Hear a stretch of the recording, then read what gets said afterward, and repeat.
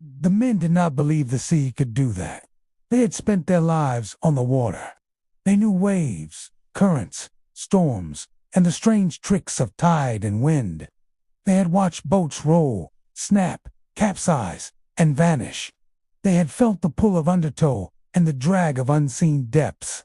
But what happened that night in 1884 was none of those things. The boat did not sink.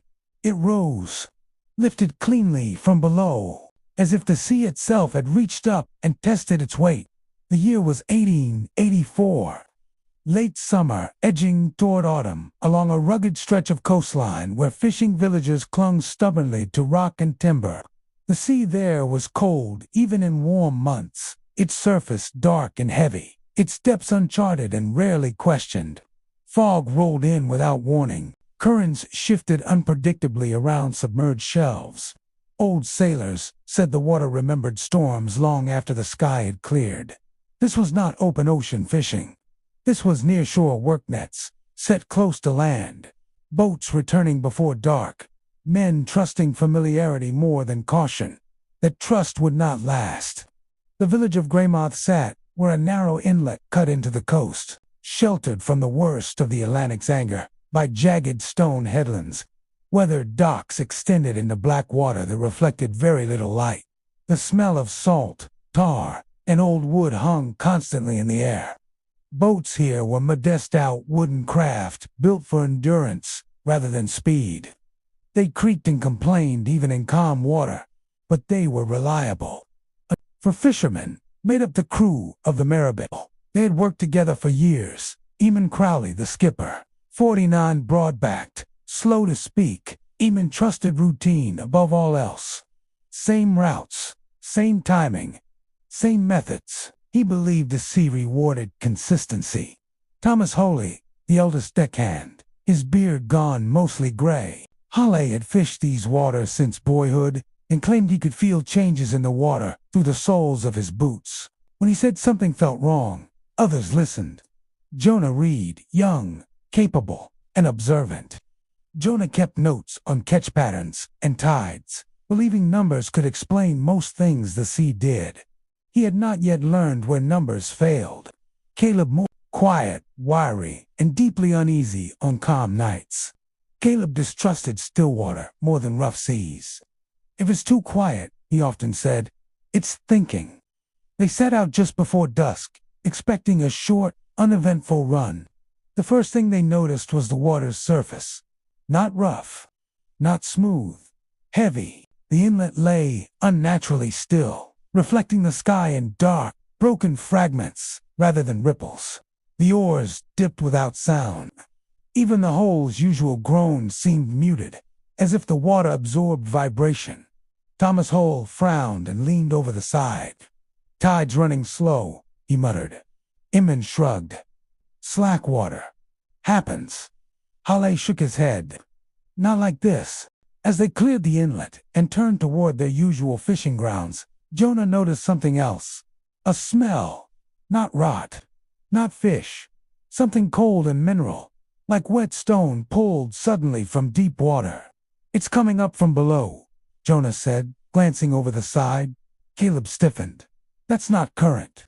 The smell faded as quickly as it had appeared, leaving behind a sense of pressure that no one could quite describe. They set their nets just as the last light bled from the horizon.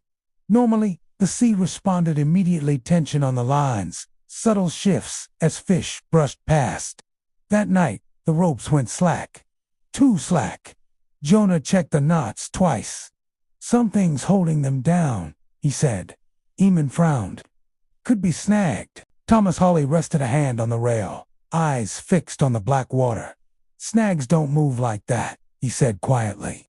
The lines twitched once, then went still. A low sound rose from beneath the hull. Not a splash, not a wave. A deep, resonant pressure felt through the planks rather than heard.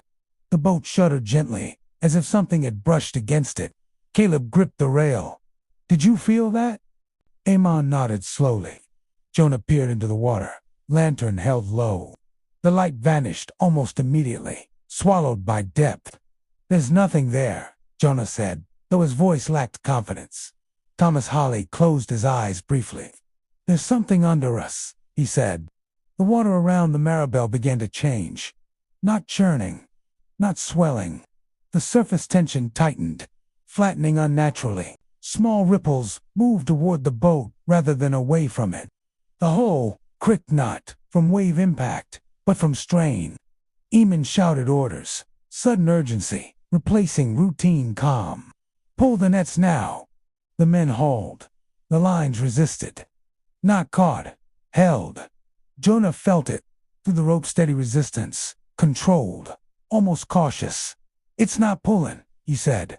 "It's lifting." The words hung between them, absurd and frightening. The sea went completely silent. No wind, no lap against the hull. Even the distant shoreline seemed to recede into nothing. Caleb whispered, "It knows we're here." Before anyone could respond, the pressure beneath the boat increased.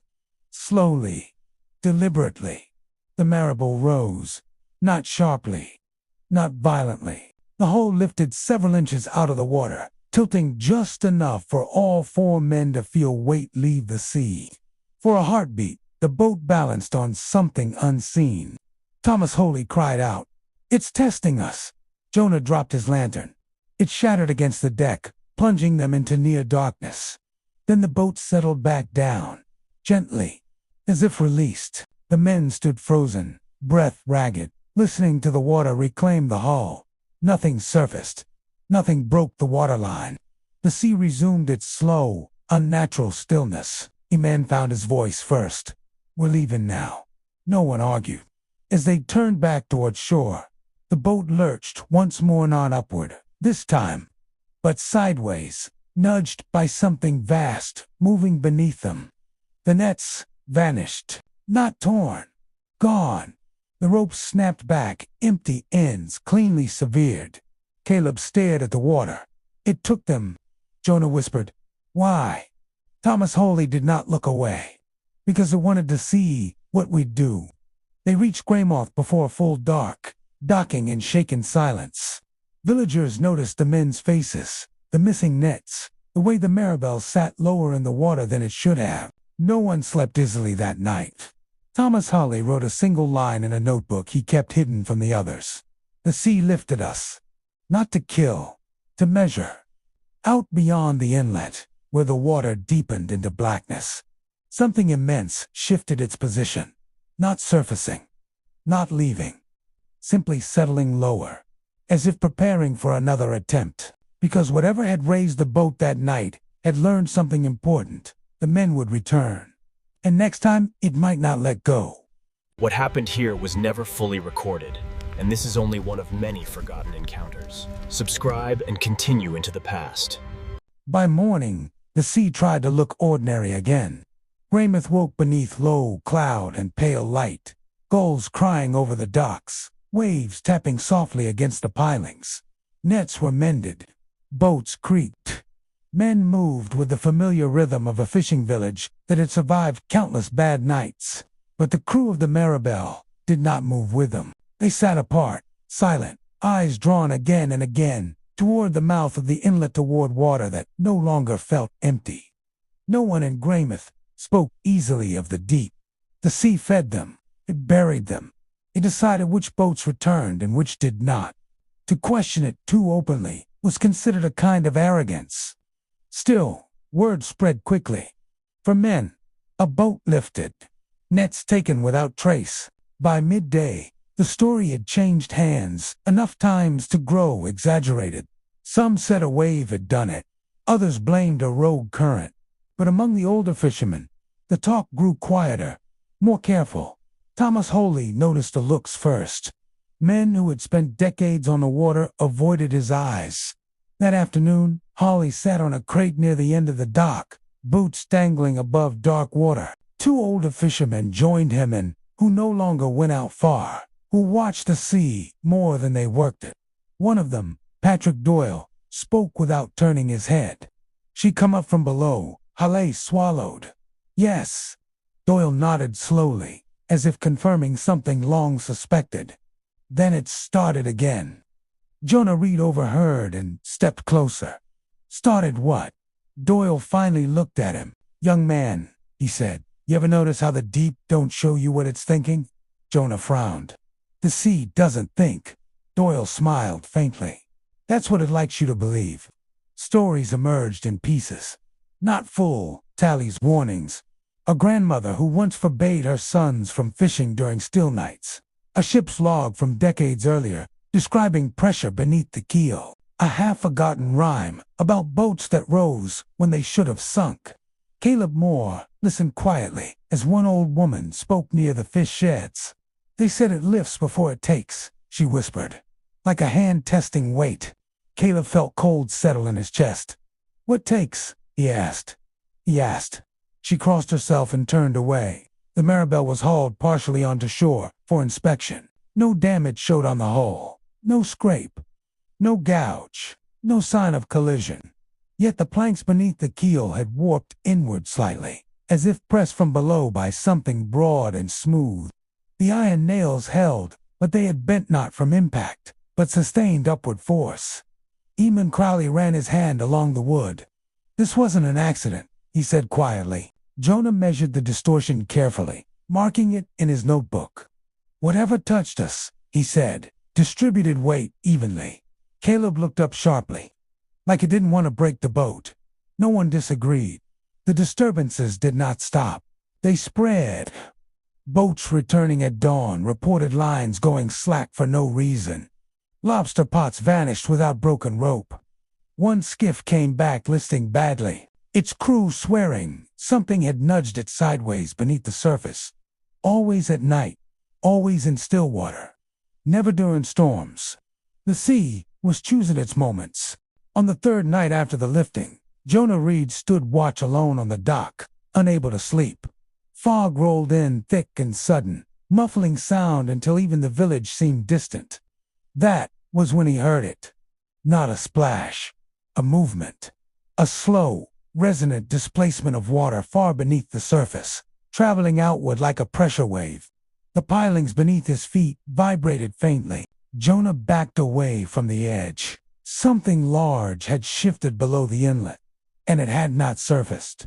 The next morning, Thomas Holey retrieved an old ledger from his Homer book his father had kept but never shared. Inside were scattered entries, dates spanning decades. Holey found one that made his breath catch. August 14th, water dead calm. Boat rose without wave. Lost nets?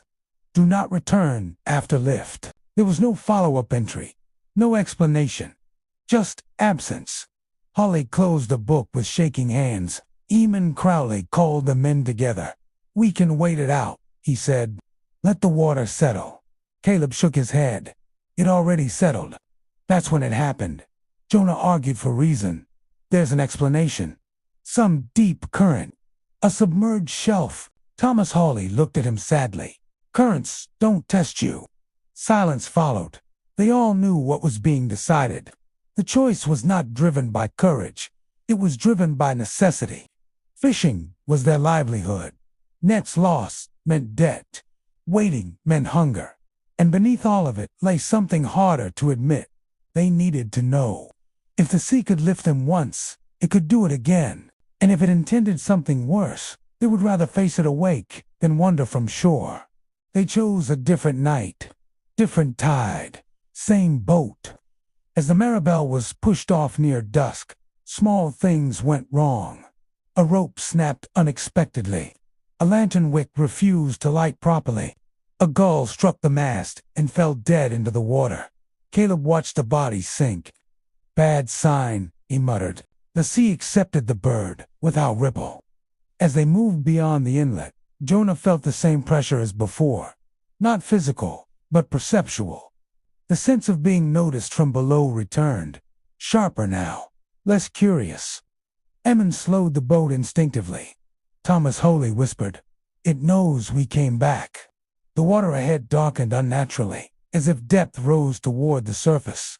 No waves formed, no current showed, only anticipation. Far beneath the Maribel, something massive adjusted its position. Not in hunger, in recognition.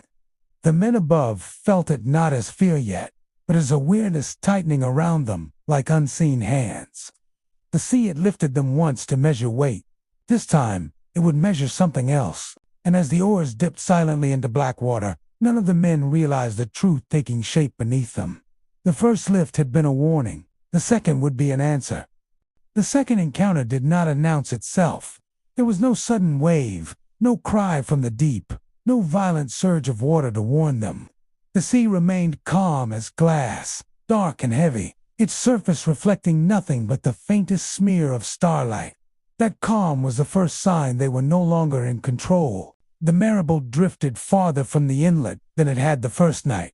Edmund Crowley kept the oars slow and even, careful not to repeat the exact rhythm he used before. The men spoke little. Each sound felt exposed boots on deck, rope against wood, breath pulled too sharply. Jonah Reed sat near the bow, notebook tucked uselessly in his coat. Numbers meant nothing here. Tides and depth charts could not account for pressure that felt intentional. Caleb Moore stared into the water. "It's following us," he said softly. Eamon frowned. "There's nothing there." Caleb shook his head. "Not like we're used to seeing." Half a mile from shore, the water beneath the boat darkened suddenly, not from cloud or shadow, but from depth, rising unnaturally close to the surface. Thomas Chalet leaned over the rail. "Depth's wrong," he muttered. Jonah lowered the weighted line. It fell farther than expected, then stopped abruptly as if resting on something solid far sooner than it should have. Jonah's hands trembled. "We're not over the shelf." The line went slack. Then it tightened again slowly, deliberately pulling straight down. The Maribel rocked gently, not side to side, but upward and back again, like a breath taken by something vast beneath them. Wood creaked. Iron fittings groaned. Caleb fell to one knee, clutching the rail. "It's under us. Right under us." Eamon shouted orders that came out strained and thin. "Pull the line now." Jonah hauled hard. The rope resisted, not caught, not snagged, but pressed downward as if held by a broad, unyielding surface. Then came the sound. Not a roar. A low, resonant displacement, like water being pushed aside by something too large to surface quickly. The sound traveled through the hull, vibrating bone and teeth. This time, there was no warning. The Marable rose sharply as several feet, this time tilting at an angle that sent Jonah crashing into the gunwale. The water peeled away from the hull with a thick, sucking sound. For an instant, the boat hung suspended, balanced, supported by something unseen. Caleb screamed. Thomas Holley grabbed the mast, knuckles white. "It's not surfacing," he shouted. "It doesn't need to." The pressure beneath them shifted, slightly adjusted, as if testing balance. Then the boat dropped back into the water hard enough to soak the deck. As the water settled, Jonah looked over the side. He did not see a body. He saw absence, a vast distortion beneath the surface, an area where light bent incorrectly, where the water looked thicker, darker, as if depth itself had been compressed upward. It moved, not swimming, repositioning. Jonah's voice broke. "There's something shaped down there." Caleb sobbed. "I knew it. I knew it." Eamon stared, frozen. "That's not an animal." Tomasole nodded slowly. "No," he said. "Animals surface to breathe." The pressure beneath the boat increased again, but only slightly. Enough to make the hull groan. Enough to be felt. Then it stopped. Nothing happened. The thing below them waited. Jonah understood suddenly, with terrible clarity. "It's not attacking," he whispered. "It's waiting for us to move." Eamon swallowed. "Why?" Jonah shook his head. "Because it wants to see how." Caleb broke. He grabbed a harpoon from the rack and hurled it blindly into the water. The iron shaft vanished instantly. Not splashing, not striking. Gone. The water where it entered did not ripple. For several heartbeats, nothing happened. Then the pressure returned stronger, this time lifting the stern violently. The Marable pitched forward, nearly throwing Thomas Holley into the sea. Caleb screamed again. I'm sorry, I'm sorry. The water around the boat churned not violently, but methodically. A circular motion formed beneath them, slow and controlled, pulling water inward. Jonah felt the boat being positioned. This is deliberate, he gasped. It's placing us, Eamon shouted hoarsely. Row, get us out. They pulled. The oars dipped Bitan slid uselessly through water that felt thick, resistant, uncooperative. The boat did not move forward. It drifted downward instead. For the first time, something breached the surface. Not a body. A pressure dome, water rising unnaturally high without breaking, forming a smooth, bulging swell directly beneath the keel. Within it, Jonah glimpsed movement broad, slow, and vast enough to make scale meaningless. Caleb collapsed, sobbing incoherently. Thomas Hawley stared downward, eyes wide but steady. It's showing us, he said quietly. It wants us to know. The pressure dome sank. The water flattened again. The sea went silent. Nothing happened for nearly a minute. The men waited, frozen, breath shallow, afraid to speak. Then Jonah whispered, if it wanted us dead. Eamon finished the thought. We'd already be gone. The truth settled heavily between them. The thing beneath the marble was not hunting. It was deciding. Without warning, the pressure released completely. The resistance vanished. The water returned to normal movement. The marable drifted freely once more. Eamon did not hesitate. Row, he said. Now. They pulled hard, muscles burning, lungs screaming. And this time the boat responded sluggishly at first, then more willingly as distance increased. No pursuit followed. No wave rose. No sound marked retreat. The sea simply let them go. They reached Greymouth well after midnight, docking in silence. No one spoke until their feet touched land. Caleb vomited onto the rocks. Jonah sank to his knees, shaking. Thomas Hawley stared back, toward the dark water. It knows our weight now, he said softly. And our fear. Eamon closed his eyes. Then we don't go back. Hawley shook his head slowly. That's not how this works. Later that night, Jonah wrote a single line in his notebook, hands trembling so badly the ink smeared. It lifted us twice. The first time to warn. The second time to show us it could choose. Out beyond the inlet, in water too deep for charts or anchors, something immense settled lower into the cold. It had learned enough. The next time the Maribel crossed still water, the sea would not test balance. It would test survival. After the second lifting, the sea did not retreat. It reorganized itself. Greymouth returned to routine by daylight, nets drying on rails, gulls circling, the steady knock of halyards against masts, but the water beyond the inlet felt altered, as though its rules had been quietly rewritten during the night. Those who went out early reported currents that drifted opposite the wind. Others said sound traveled strangely across the surface, voices carrying too far or vanishing altogether. The disturbance had not ended. It had settled in. Within days, the harbormaster received 3 separate complaints. A skiff nudged sideways, without visible cause. A line dropped overboard, met resistance, and then returned cleanly cut. A buoy, anchored for years, shifted position overnight by several yards. No storms had passed. No tides explained it. Eamon Crowley refused to take the Maribel out again, but he could not stop others. Boats moved cautiously, hugging shore, avoiding still water at dusk. Men spoke in half-phrases and gestures, careful not to give shape to what they feared. Thomas Hawley watched from the dock, eyes narrowed. It's learning the harbor, he said. Jonah Reed believed that if the thing beneath the water obeyed any law at all, it would leave traces patterns in depth, timing, and pressure. He proposed a plan that felt reckless to everyone else. We don't provoke it, Jonah said. We observe. Caleb Moore shook his head. You observe storms from shore. Eamon hesitated, then nodded once. One night, close to land, no nets. They would not fish.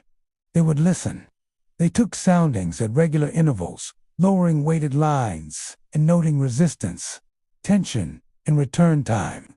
Jonah marked each point carefully. What he found unsettled him.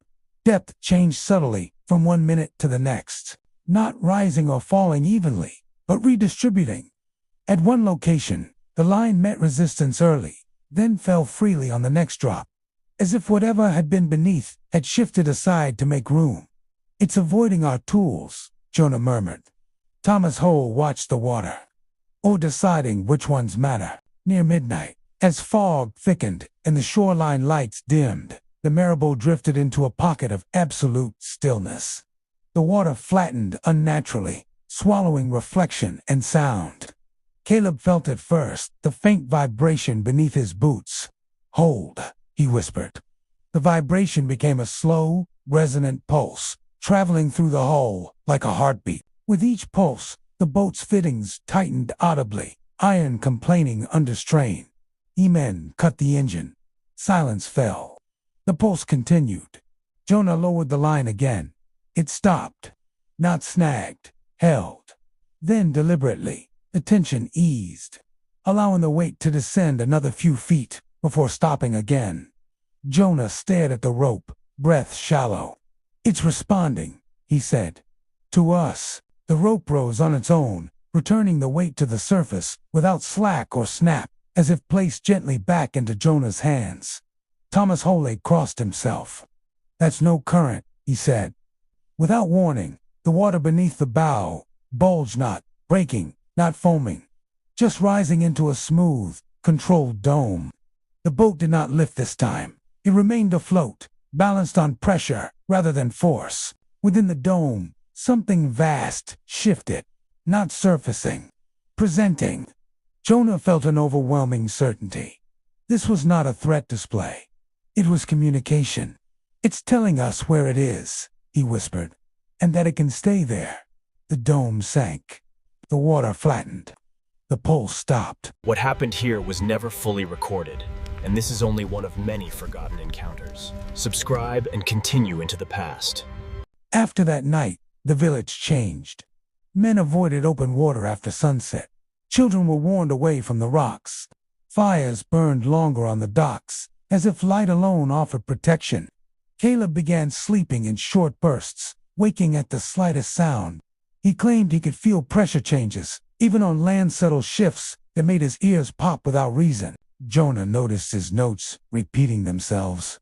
Times matched too closely. Distances aligned where they should not have. The sea was producing patterns and then correcting them as soon as he noticed. "It doesn't want to be mapped," he said. Thomas Hole nodded. "It wants to see how long you'll try." On the 7th night after the second lifting, a small cutter failed to come back. No distress call, no debris absence. The next morning, the cutter drifted into the inlet alone, nets intact, oars secured, hull unmarked. The men aboard were gone. The official explanation was an overboard accident. No one in Greymouth believed it. Edmund Crowley spoke what others avoided. "It's not random," he said quietly. "It's selecting." "Selecting what?" Caleb asked. E-Man stared at the water. "Behavior, repetition, fear." Jonah felt cold settle in his chest. "It lifted us to see how we reacted," he said. "Then showed us it could control position. Now it's watching who ignores the warning." Thomas Hole finished the thought. "And who doesn't?" The sea began making sounds at night. Not waves, not wind. A low, distant displacement.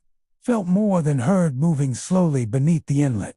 Dock pilings vibrated faintly as it passed, one by one, like fingers brushing keys. No one slept through it. Caleb claimed the sound followed him when he walked ashore, matching his pace until he stopped. When he did, it stopped too.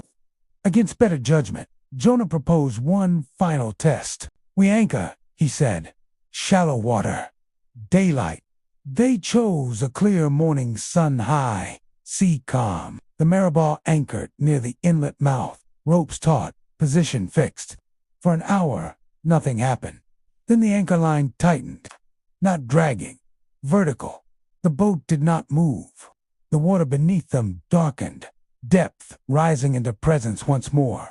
The anchor rose from the seabed and returned to the surface, placed gently against the hull. Released. The message was unmistakable. It could reach anywhere.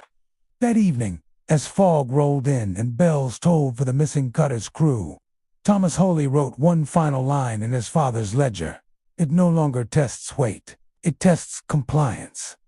Out beyond the headlands, the water settled into an unnatural calm. Not waiting, positioning. And for the first time since the Maribel had been lifted, the sea did something new.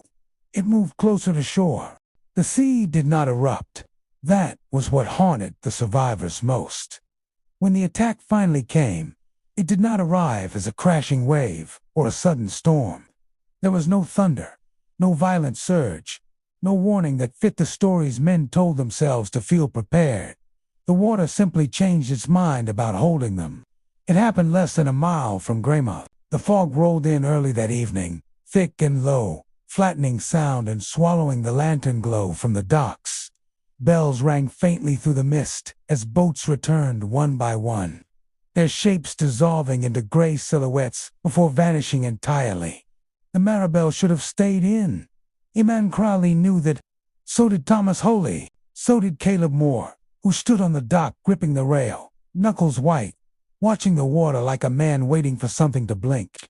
But the cutter that had returned empty still lay tied nearby, silent, accusing, its ropes creaking softly with the tide. "We can't leave it unanswered," Jonah Reed said quietly. No one argued. They pushed off as the last bell faded. The moment the Maribel cleared the inlet, the fog thickened unnaturally. Shore lights dimmed, then vanished altogether. The sea flattened, its surface reflecting nothing, not sky, not boat, not self. Caleb whispered, "It's sealing us in."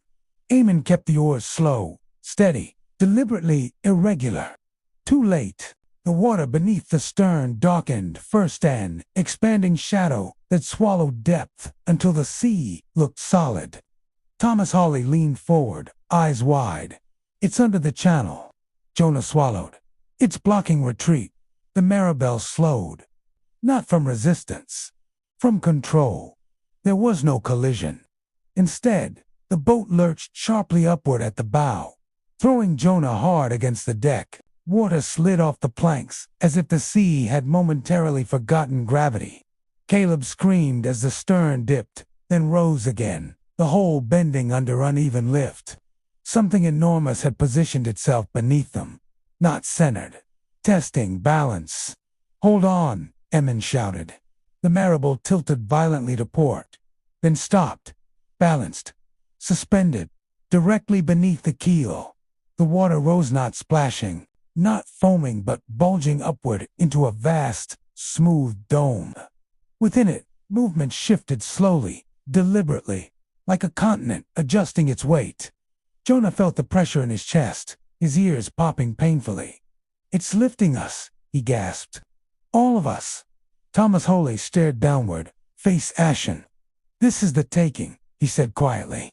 Caleb broke first. He lunged toward the stern, trying to free the oars, to do something, but the boat shifted again, responding instantly to movement. The sea learned faster now. The dome adjusted. The Maribel pitched hard, nearly throwing Caleb overboard. Jonah grabbed him just in time, both men slamming against the rail as the hull groaned under strain it was never meant to bear. Eamon shouted orders. That meant nothing. The sea was no longer reacting. It was directing. The dome rose higher, not lifting the boat fully, just enough. Thomas Holy felt the change before anyone else. "It's separating weight," he whispered. The stern dropped sharply. Caleb screamed as his footing vanished. For one frozen second, Jonah saw Caleb's body outlined against the fog arms, flailing mouth open in soundless terror. Then the water beneath him opened, not breaking, not splashing, just receiving. Caleb Moore vanished downward without a ripple. The sea sealed itself over him instantly. No bubbles surfaced. No disturbance followed. Jonah collapsed to his knees, screaming Caleb's name. Eamon dragged him back as the Maribel pitched violently again, the loss of weight forcing a rapid correction. The dome beneath them shifted. compensated. Thomas Holy stared into the water, voice hollow. It adjusted. The realization hit Jonah like a blow. It learned our weight, he whispered. Now it's refining. The Maribel was pushed not forward, not back but sideways, gliding across water that no longer behaved like water. The shoreline reappeared briefly through fog, closer than it should have been. Then it vanished again. Imman shouted, "It's moving us." Thomas Holly nodded grimly, toward deeper water. Jonah felt the hole shudder beneath him as pressure increased. Something brushed the keel. Not scraped. Pressed. A violent lurch threw Thomas Hole, off balance. He struck the rail hard, ribs cracking audibly. Imman lunged to help him, and the water rose again beneath the port side. The boat tilted sharply. Thomas slid. Jonah reached too slow. Thomas Hale's hand slipped from the rail as the sea accepted him with terrifying gentleness. No splash, no struggle, just absence. The dome flattened. The boat steadied. 2 men gone. Silence fell heavier than fog. The Maribel floated normally now, as if nothing had happened. The water resumed its slow, unnatural calm. Imman and Jonah stared at the surface, waiting for the next movement. Nothing came. For nearly a full minute, the sea held them there, considering. Then the pressure returned stronger, deeper, lifting the entire hull at once. The Maribel rose higher than ever before, tilting dangerously. Jonah screamed as the deck slanted beneath him. Imman clung to the mast, muscles straining, face contorted with effort. "This is it," Jonah cried. "It's taking the rest." But then the lift stopped. The boat hung suspended, balanced impossibly, held by something vast and unseen. The pressure shifted. Not upward. Away. The Maribel dropped back into the water hard, nearly swamping, but intact. The resistance vanished. The sea released them.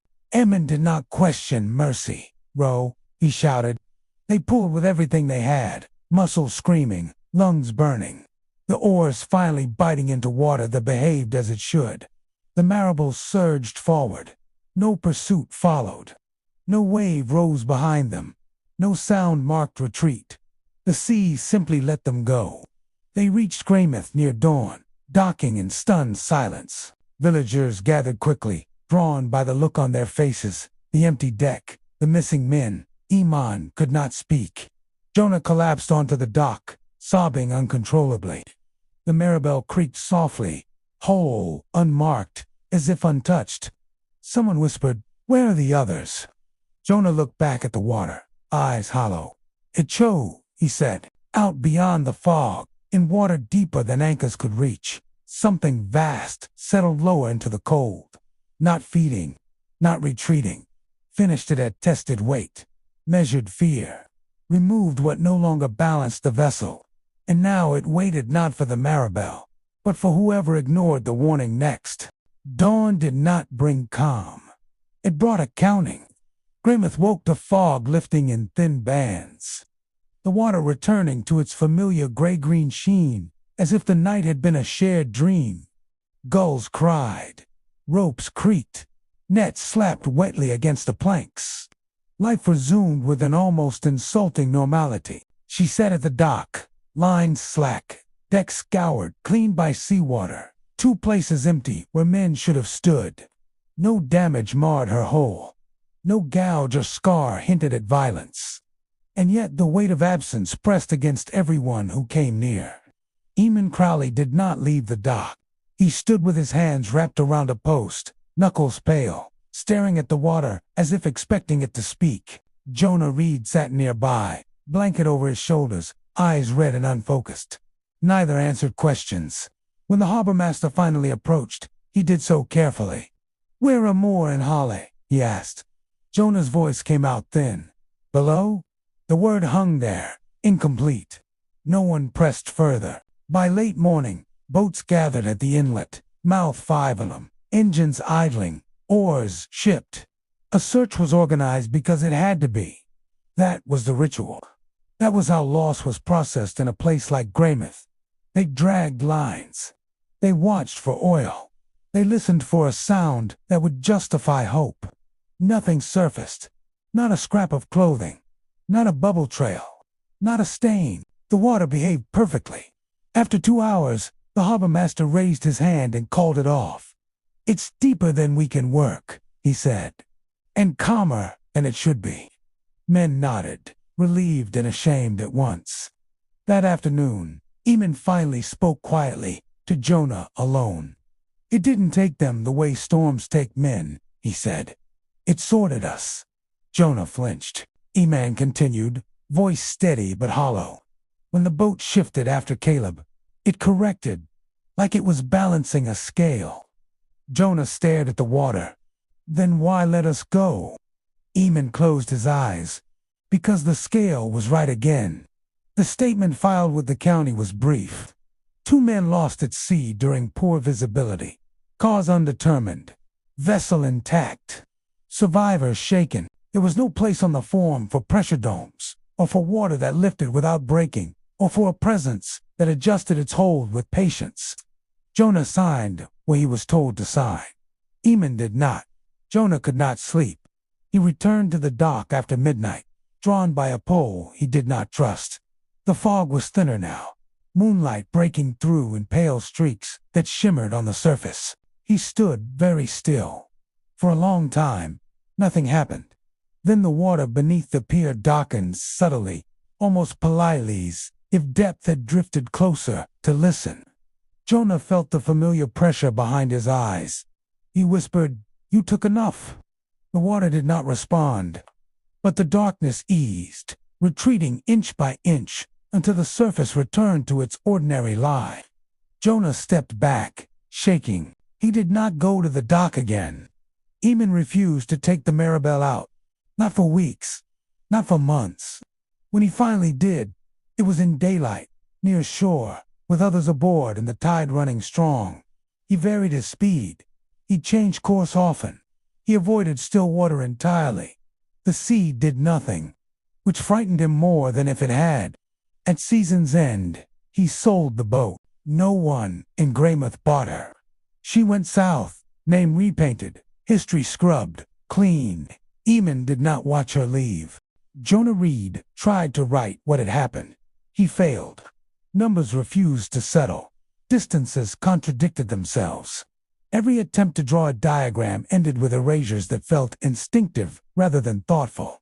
He managed only a handful of sentences before giving up. It lifts to learn. It holds to choose. Release is not mercy. Release is conclusion. He folded the page and burned it. What was the thing beneath the water? A creature large enough to lift a boat without breaking the surface. A living mass adapted to pressure and depth beyond human scale. Or something less biological and emergent behavior of currents, temperature, and darkness that occasionally coalesced into intention. The men of Greymouth did not debate it for long. They had learned a simpler rule. Still water was not empty. In the weeks that followed, fishermen altered their habits without being told to. Nets were set earlier. Boats returned before dusk. Engines stayed running longer than necessary. On calm nights, people stayed ashore. Children were warned away from the rocks when the sea lay flat and reflective. No one used the word monster. They used depth. Late that autumn, Jonah walked the headland alone at dawn. The sea was restless that morning, chopped by a steady breeze, whitecaps breaking in the channel. He felt calmer than he had in weeks. From the high ground, he watched waves tear themselves apart against the rocks and thought briefly, foolishly, that perhaps the thing below preferred quiet, that motion itself was a kind of ward. Then the water beyond the break smoothed abruptly. Just a patch. Small. Too precise. Jonah turned away at once. No remains were ever recovered. No explanation satisfied. Caleb Moore and Thomas Hoe were not remembered as drowned men, but as missing ones' names spoken carefully, as if volume might matter. The sea did not claim another boat that season, or the next, or the one after, which only deepened the unease. Because patience, Jonah learned, was not proof of absence. It was proof of capacity. Years later, when asked why he never returned to open water, Jonah answered simply, because it already decided. When pressed decided what, he shook his head. That night, he said, the sea learned how much it could take without breaking what carried us. He paused, and it learned we would come back anyway. Out beyond Grammath, beyond charts and anchors and soundings. The deep lay heavy and quiet, holding its shape, keeping its counsel, unchanged by the passing of men. Whatever had lifted the Maribel had not vanished, it had merely finished. History did not record what rose beneath the Maribel. It recorded only what remained afterward. In the winter of 1884, Grammath returned to its routines. Nets were repaired. Boats changed hands. The harbor froze and thawed as it always had. On paper, nothing exceptional had occurred. Just another season that claimed men and spared others without explanation. But among those who lived by the water, memory did not settle so easily. County archives list the lost tersely. Moore, Caleb presumed drowned. Halle Thomas, presumed drowned. Halle Thomas, presumed drowned. Vessel recovered, intact. No inquest followed. No investigation pressed beyond surface explanations. The absence of wreckage, debris, or witnesses beyond the surviving crew made deeper inquiry unnecessary and unwelcome. One clerk noted privately that the Maribel showed no damage consistent with capsizing. The comment was struck through. The Maribel changed owners twice within a year. Each time, the sale came quickly, inexplicably, as if the boat carried with it a discomfort no one wished to name.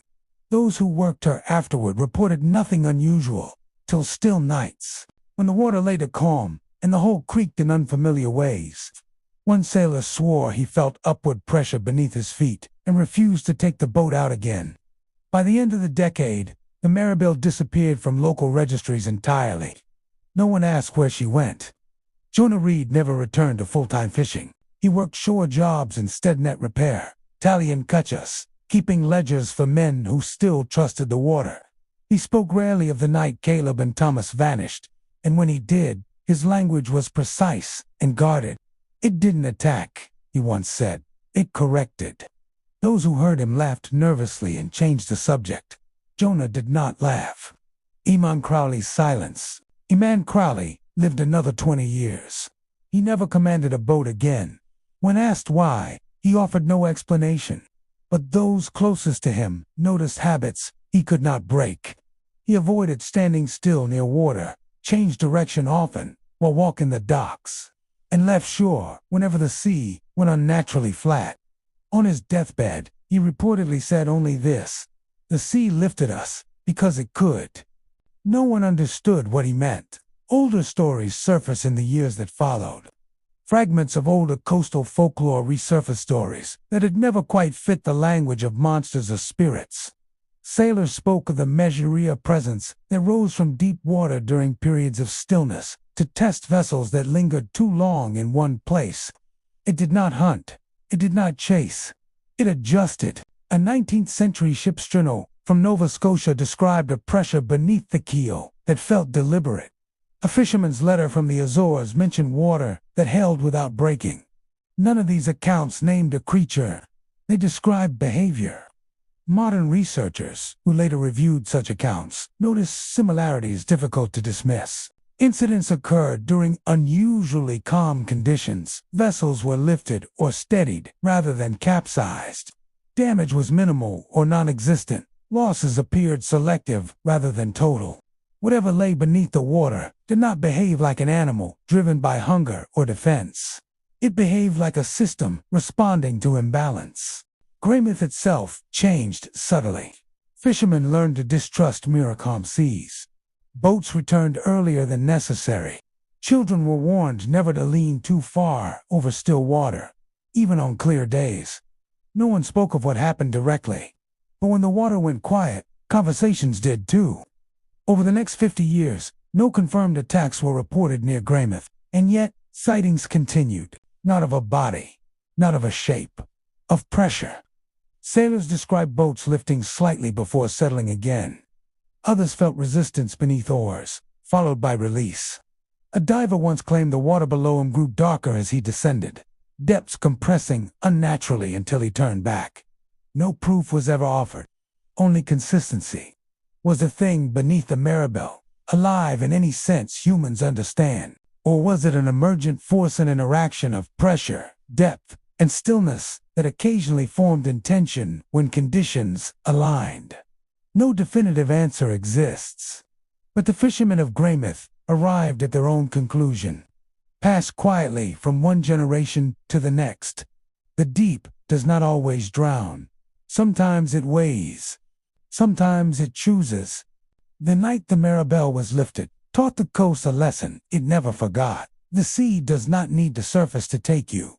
It only needs to decide that you are no longer required above it. And when that decision is made, the water closes, leaving nothing behind but balance. If you enjoyed this historical encounter, subscribe for more stories from the past, where forgotten records, unanswered disappearances, and the depths themselves still remember what history could not explain. What happened here was never fully recorded, and this is only one of many forgotten encounters. Subscribe and continue into the past.